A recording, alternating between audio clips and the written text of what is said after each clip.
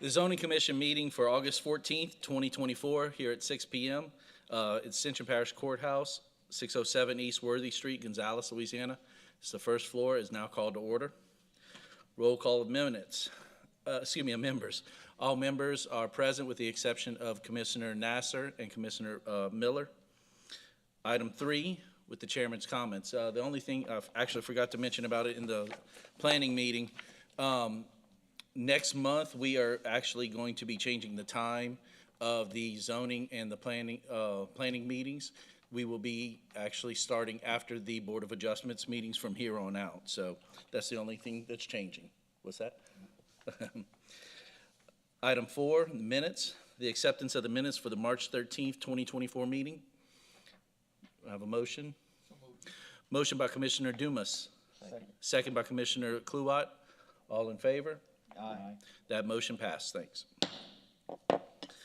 Item 5, a public hearing to amend the Ascension Parish Development Code for the recommendation for the approval or denial to the Ascension Parish Council, which item A, zoning review ID PZ 3460.24, lots E1 of the 110-foot by 320-foot lot and 106.60-foot by 320-foot lot, redesignated as Lot L and Lot E into Lot L1 and E1 for Shelley Sanchez.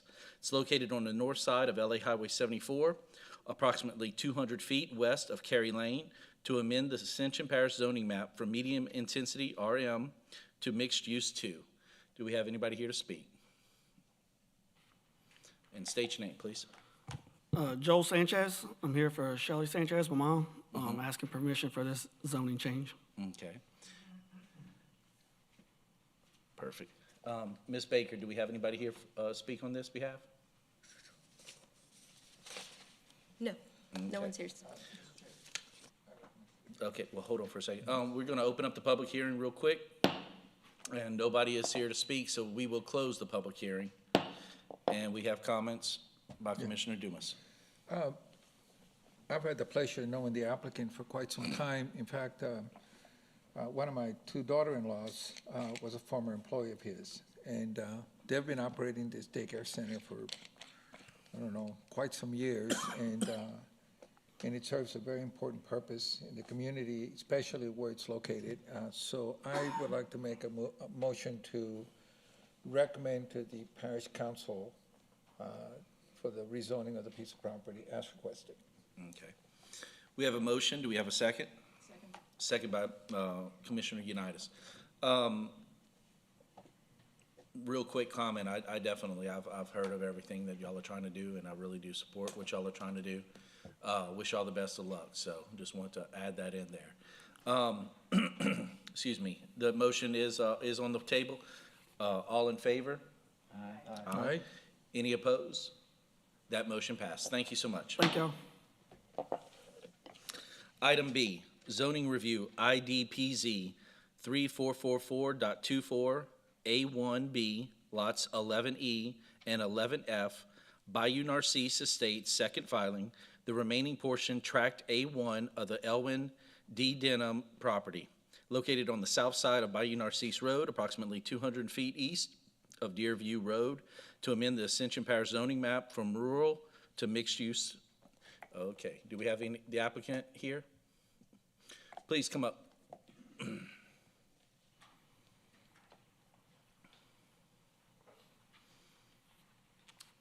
Hi, I'm Casey Owens. I own Casey Marine, and I want to move my business from Roddy Road to that property. Because with the widening of the road, it's going to really squeeze off my parking lot. It's already hard to get in out of there right now. And with bigger boats being used, so it makes it easier if I had a bigger lot like that one. Since it's been used commercially anyway since 1984, I'd like to move there. Oh, gotcha. Okay, at this time we open the public hearing. Ms. Jamaica, is anybody here signed to speak? Yes, I have Randall Aldridge. Okay. Mr. Aldridge.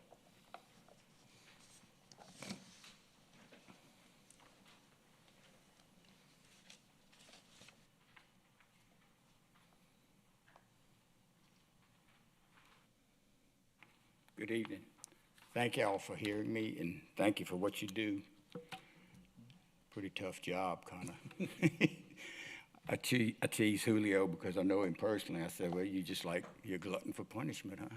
But anyway, seriously, on a note, so this is zoned rural now, although it's questionable is what has been happening there, but I mean, that's not your concern. I mean, it is zoned rural. So mixed use changes it to what? Commercial? Yes, sir. So it allows what type of business to be there? Mr. Brock, would you like to answer that? Yes, it would allow any type of retail, allow a bar, a lounge. It would allow car dealerships. It would allow? Yes, sir. It would allow pretty much what you see on Airline Highway, because that's A what. fab shop? Yes, sir. Okay. So I've spoken to Casey, and I've seen a proposal of what he proposes to do. It actually, the facade of what he wants to do would look better than you look at from my front yard. I live right across the street from it. So my concern is if there would be extensive noise. I don't know that a boat repair shop. That is one of my concerns, noise, because we do like to stay outside, especially in our backyard.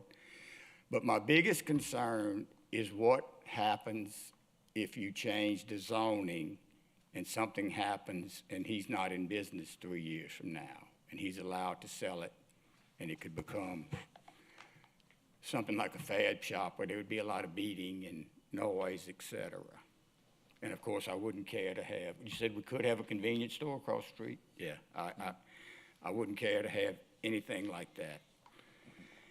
So my concern is, how do you, as a zoning commission, protect us in our rural setting once you change it to mixed use? Well, and Mr. Dumas, you want to answer that? Unfortunately, during the zoning process, once a piece of property is zoned to a particular district, then all of the uses that are permissible in the code are allowed. And it actually even opens the door for other uses that may be more intense through a conditional use process. The reality of it is that what you have on site today is a valid non-conforming use. He's expanded it several times, and he probably should not have, okay? But there is no way to limit what's allowed within a zoning district once it's changed to that zoning district. So everything that's in the code, it's out there in the open. And even concurrent with his boat business, he could, anything that was associated to that business that's permissible by code, he could do there as well. And therein lies the problem for an environment like this.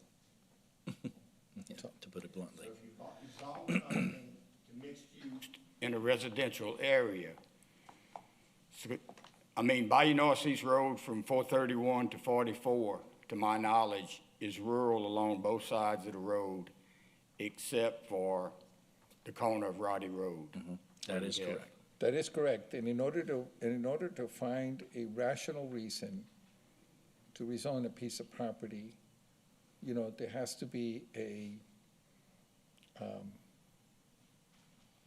reasonable, as part of the zoning process, you want to establish buffers.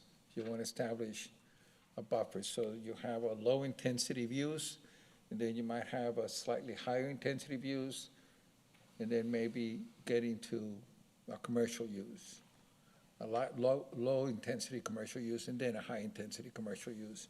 In this case, I personally don't see any opportunity to buffer, and we have a non-conforming use that isn't currently permissible anyway.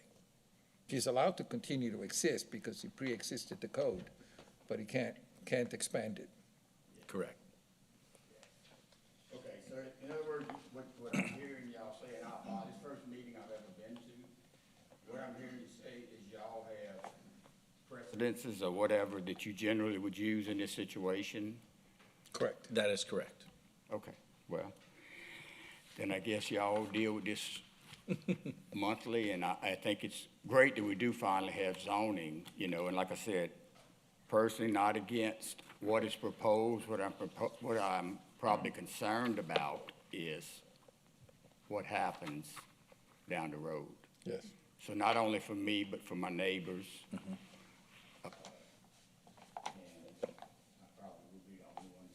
I will have to just let you use your judgment. Thank you so much. Okay, thank you.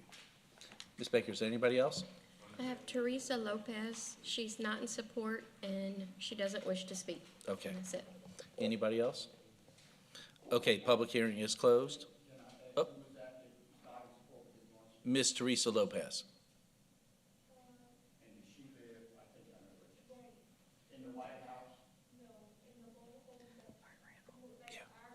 Randall's a good guy.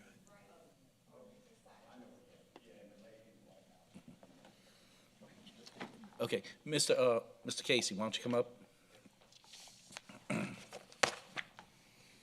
So, I just have a few questions, and look, I've known that area, I've known Simon, I know what you're trying to do, and I definitely think that, and I applaud you for what you're trying to do.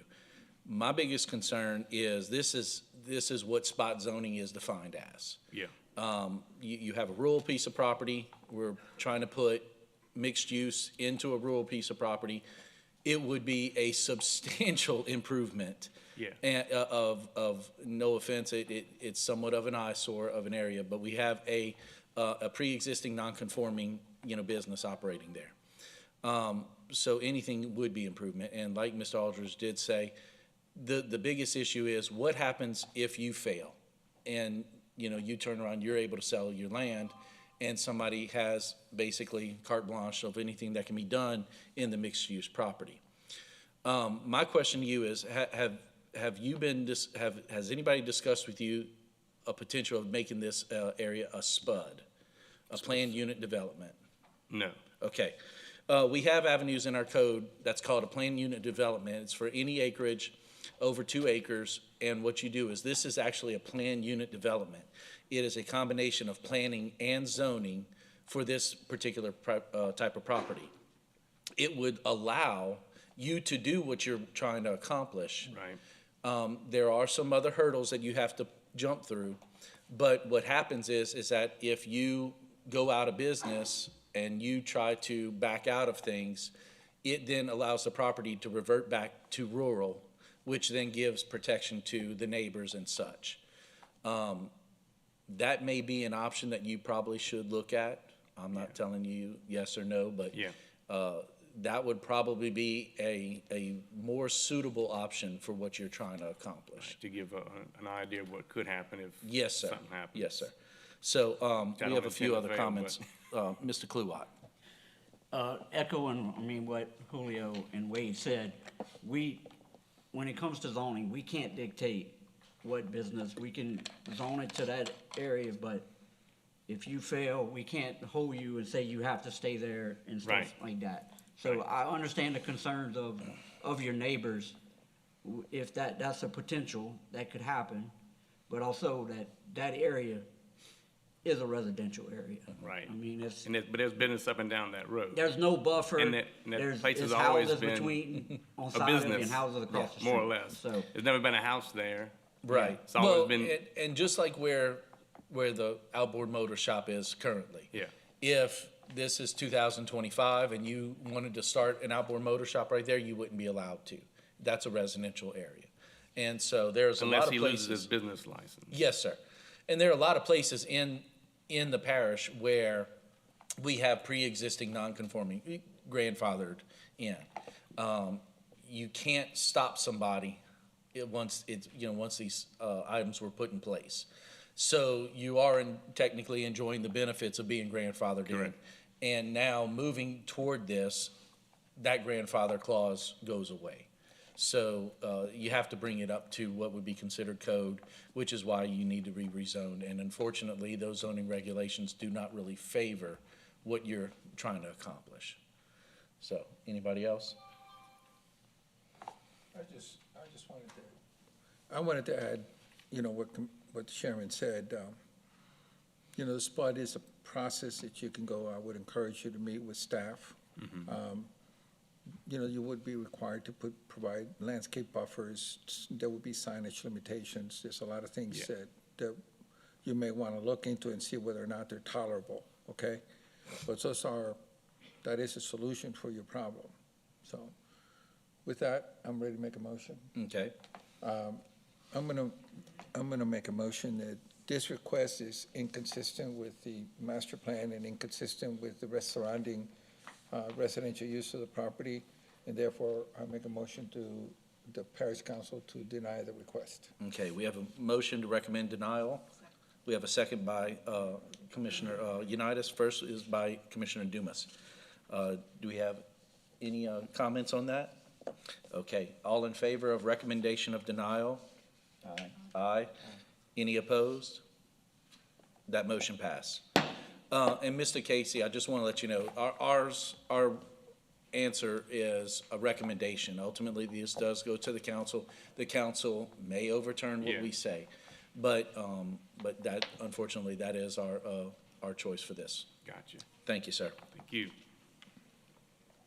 Item C, public hearing to consider the removal of the historic site designation, zoning review IDPZ 3430.24, Ashland Bell Helene Plantation for Shell Chemical LP. Good evening, sir. Good evening. I'm Kevin Poche, the environmental manager at Shell Chemical. And I wanted to just talk a little bit about what we are requesting and what we're specifically not requesting. So as Shell is looking at expanding its business in that area, we have available land for development, and as we weigh areas in the eastern part of the property with wetlands and everything, we need to move a little bit westward. We're planning a major expansion at the plant, and the reason we're requesting the removal of the overlay is we have need for scope for work that's going to be not much over, but a little bit over the 500-foot buffer zone that's set around that area. So that being said, we still have strict obligations to maintain the historic setting of the area. We're going to do work to maintain that setting. In fact, we spent millions restoring the building, and it's our intention to maintain the property. This removal of the historic overlay would just allow us to get a little bit closer than we might otherwise have if it was still there. So I'm available to answer any questions if you have any, but that's why we're requesting it. I got you. Okay, this time we'll open a public hearing. Mr. Make, has anybody signed up to speak? Yes, Jim Blanchard. Okay, Mr. Blanchard, please come up.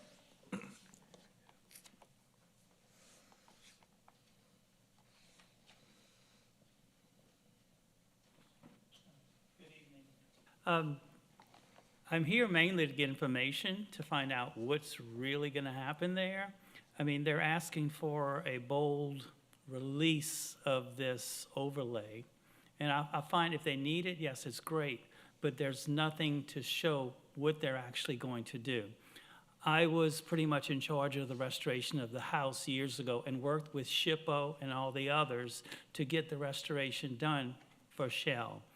And I know the property very well. It's a large piece of property that's underneath this layout. If they could just come back, I believe, and say, this is actually what we're intending, it would be a lot easier for y'all and everyone else to understand what's going on. But right now, it's blank. And, you know, with that, like I said earlier, they can do anything they want as long as SHPO approves it. But still, I find it's a little too vague to do this. I'm for the development and whatever they need, and there's tons of property there. They just need to show more of what they're actually going to want to do there. Okay, thank you. Gotcha. That's it. Okay. Public hearing is closed.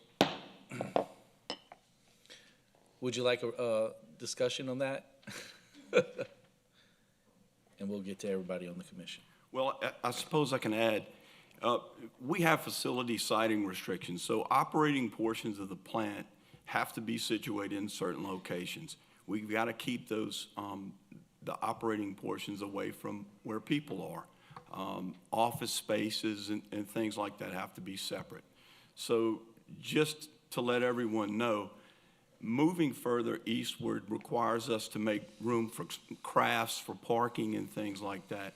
And as we expand more westward toward the river, we're going to have need for those types of things.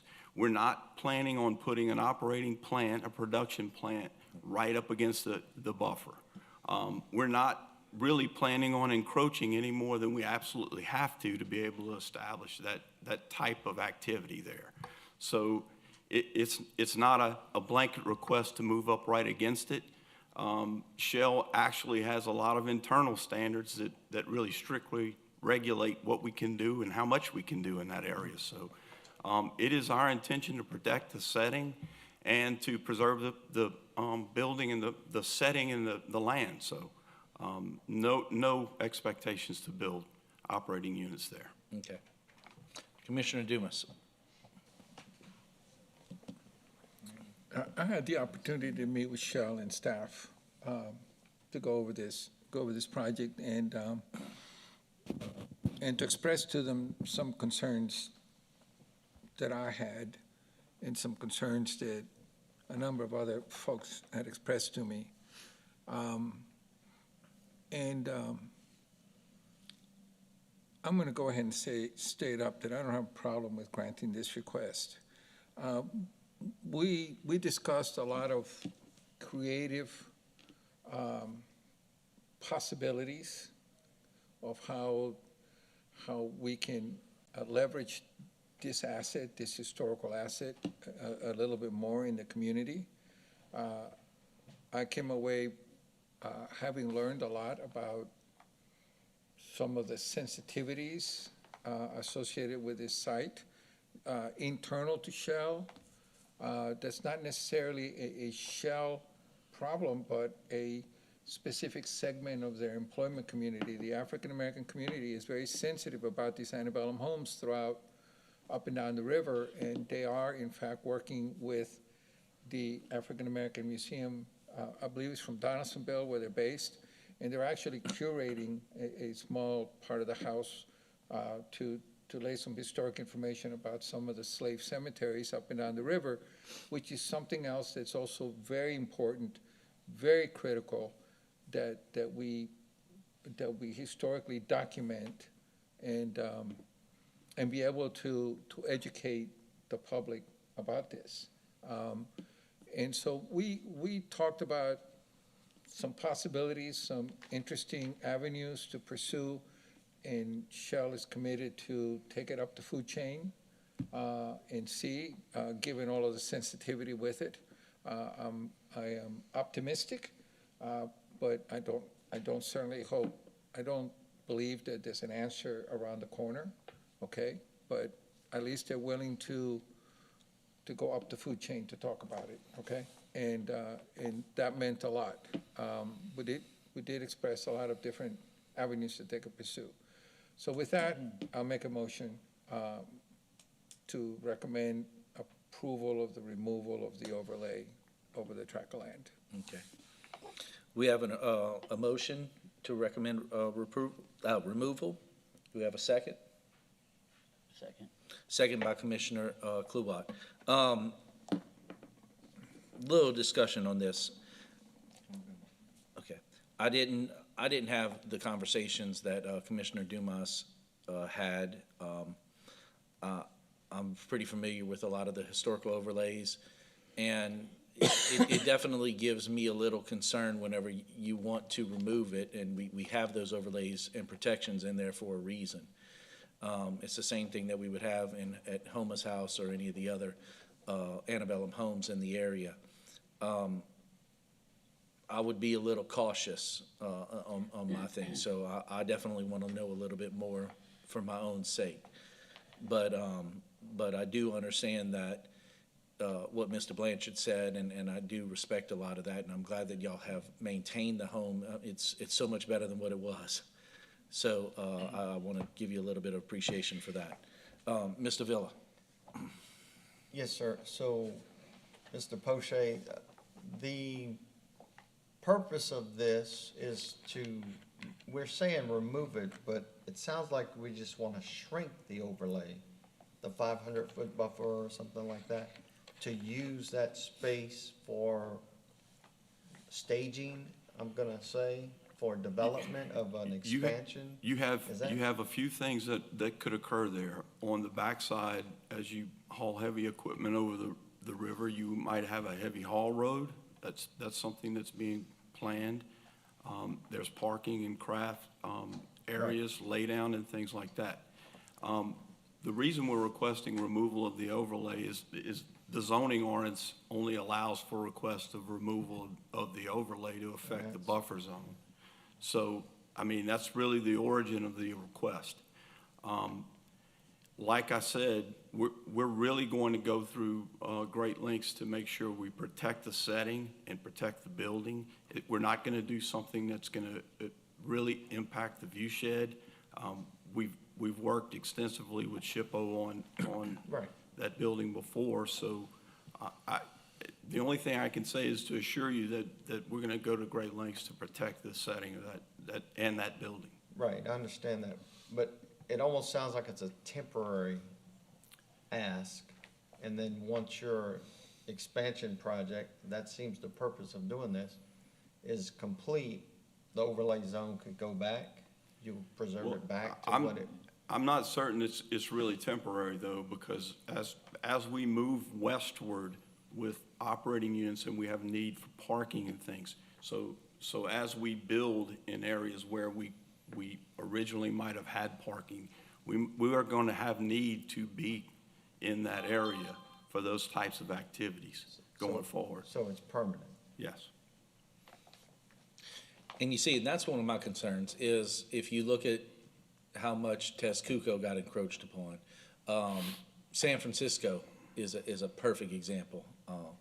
They're letting it go to waste, and everybody's fighting to say, to not even allow it to be saved.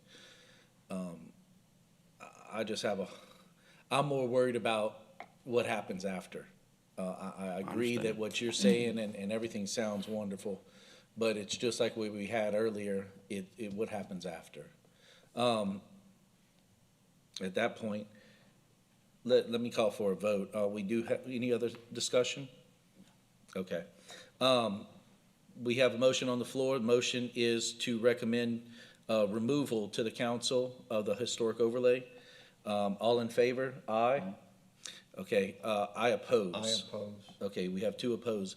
In that case, we're gonna have a roll call vote. Ms. Unitas? I'm opposed. Okay, opposed. Mr. Villa? Opposed. Mr. Shack Snyder? I oppose. Mr. Kluwat? Approve. Approve. Mr. Hoot Dumas? Approve. Okay, that motion fails 3-2. In that case, we need a different motion? No. Huh? No, Well, what's that? no. Motion Okay. failed. The motion fails, so unfortunately, we can't give that recommendation. Mr. Brock, is Can there I anything ask else? staff a question? Yes. As I read the ordinance, it's either there or not. We don't have the ability to shrink it, do we? No, sir. I didn't think so. No, sir. That's It just what I was says they have concerned about. the right to make the request. To remove. They have the right to make the request to remove. But that's it. That's it. And you can't bring it back once it's removed. Well, it can go to council. They still have to request to bring it back. Right, yes. Okay. Yeah, do they have any options if they were to request a variance of anything like that? Of that zoning? So in other words, if they had a reduced radius? I don't think so. I mean, I'm not gonna say, I'd have to check with the legal, but I don't think so. Yeah, I would probably likely need to do some research too, but I don't know if this would be appropriate for a variance. Okay. On initial impression. But like the chairman said, this is a recommendation to the parish council, and the parish council could decide otherwise. Okay. It's up to them. So unfortunately, Mr. Poche, this time we're going to recommend, against this to the council. So they will have their final say-so, and that will come up in the next few weeks. Moving forward, item D, public hearing to consider an amendment to Appendix 2, Development Code, 07-2038, add solar farm conditional use. Mr. Poche or Mr. Brock, y'all here to Yes, speak sir. about this? I will take care of that. Hopefully, you've had time to kind of go over this. Over the last several months, as you may be aware, solar farm questions have come up all over this part of the country. And administration and staff wanted to put something together to set framework for permitting of these facilities. Contained in here are dimensional regulations, size regulations, maintenance, landscaping. Use probably one of the more important aspects of it is that it would be allowed in all districts with the exception of C5 or Conservation 5 zoning. There is an allowance in there that would keep corridors clear, specifically because everyone, I guess, including myself, imagines that these things will more than likely happen on the west bank of the parish in some of the cane fields and all of that. There are visions of having a corridor coming off of 3127, going around, I guess, the backside of Donaldsonville that we would like to keep open. And there are various avenues for maintenance of the projects, notification, inspections, and things of that nature contained in here. I mean, it's a pretty solid, tight ordinance, if I do say so myself. Okay. But I would be happy to dive into it and answer any questions that any of you have. Okay. This time, we'd like to open up a public hearing on this. No one signed up. No one signed up. Close the public hearing. Commissioners, y'all have any comments? I am all for the ordinance. These things are sprouting all over the country. It's creating all kinds of ruckus in a lot of communities across the country. So the sooner we get an ordinance in place regulating them, the better off we I are. could not agree more. Hearing that, I'd like to entertain a motion. Recommend approval. Motion to recommend approval by Commissioner Dumas, second by Commissioner Kluwat. All in favor? Aye. Any opposed? That motion passed. Item 6, staff report. No report. No report. And item 7, motion by Commissioner Villa to adjourn. Thank you.